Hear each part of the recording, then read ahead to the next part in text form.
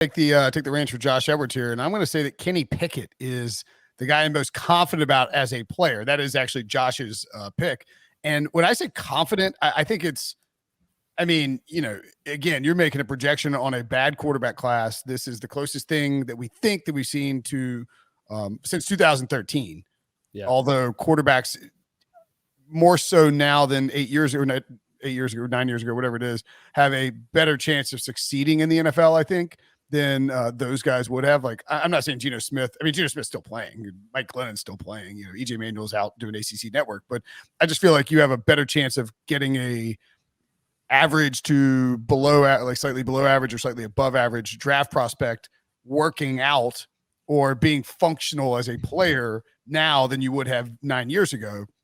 And I think Pickett is probably the safe answer here, mainly because of his floor. Like Pickett is, I feel like you draft Pickett and maybe you get maybe it's Andy Dalton. Does that seem like a fair comp for Pickett? Absolutely. Pickett for sure. Pickett floor. I mean, look, Andy Dalton. You take Andy Dalton, right? If you're drafting Kenny Pickett in the second round to the playoffs 5 straight years. You're not taking Andy Dalton if you draft him 6th overall, though. That's the problem. I mean, that is just the inherent problem with how these drafts are valued. Like Wilson, what would if the Steelers draft Pickett at 20? What's your? I don't want him at 20. I would take Corral and Willis there, and probably be pretty even on them. Like again, they're so closely ranked for me. That's not. I'd rather have probably the Steelers trade up for like a Sam Howell or maybe even Matt Corral into the second round, like early second round. I don't want Kenny Pickett. I mean, I get it. Kenny Pickett's played forever. He wasn't very good 2 years ago. Came back and did really well this year. He didn't have the Joe Burrow type season, but he had a really good season. And like I said, I talked to teams that said he struggled reading coverages.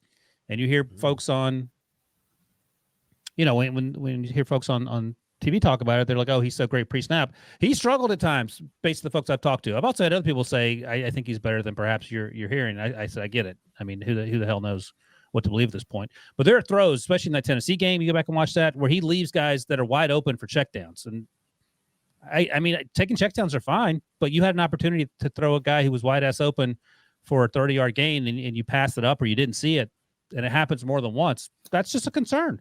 Again, like you said, Andy Dalton, if that's the floor, that's great. But Andy Dalton went in the second round, a pick before Colin Kaepernick. So that feels more like the range. And I think we're being honest with ourselves. I'll put it to you this way, Traps. If Kenny Pickett's in last year's draft class, when is he getting drafted? Man, probably second round. Yeah, that's my point. Definitely second round. That's my point. So either he's a second round pick or he's not. And he's right, not. Yeah. That's fair. It's like you shouldn't be.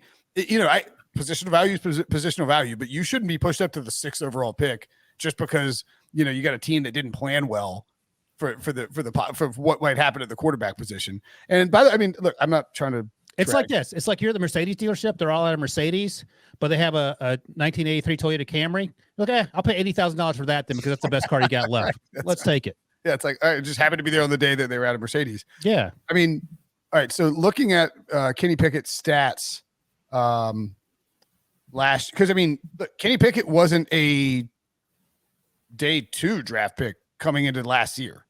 No. Right? Like maybe late day 3. Yeah, that's right. And that's why he's admitted. That's why he came back. And look, I mean, like pandemic season, weird stuff happened, but you start to look at his statistics from last year. If you take Western Michigan, which by the way, Pittsburgh lost to Western Michigan last year. Lost to Michigan and Caleb Ellaby and Traps' guy, Sky Moore. Yeah, that's right. All right, so let's take the Western Michigan game, the New Hampshire game, the Georgia Tech game because Georgia Tech is trash. That seems fair. The Duke game because Duke was trash. And the Syracuse game because Syracuse is trash. I was at that game. The Syracuse. And I say that as an avid ACC supporter. Their defense actually. You could throw the Carolina game in there too, just because Carolina's defense was not good. Is that fair? It was a rainy. That game was sloppy. I thought Carolina game? Yeah, it rained the whole time. Okay. All right. Well, let's throw that one out there. But so we got Cuse, Duke, Georgia Tech, New Hampshire, Western Michigan. That's 5 games. In those 5 games, he totaled, I think I did that right, 22 touchdowns and 2 interceptions. That's good. I mean, that's good, but it's also like he threw one of the interceptions in that Syracuse game was him just throwing a long bomb downfield and it was intercepted. It wasn't it's a bad also play. over 50% of his production from a touchdown pass perspective. Yeah. Yeah. I mean, that's fair. I don't want to ding him too much for that. I mean, he, Look, he beat up on bad teams. Like that's what you're supposed to do. He didn't have a bad game, I don't think, this year. I mean, maybe you could say the loss to Miami, 3 touchdowns, 2 picks, 519 yards, 70% completions. I mean, he didn't have like any stink bombs. No. And so that's what I think is sort of why you feel like he's the safe answer. Right. He's the safe answer. Yeah. You don't take the safe answer at 6. You take the safe answer in the second round. I think so. Yeah. We'll see.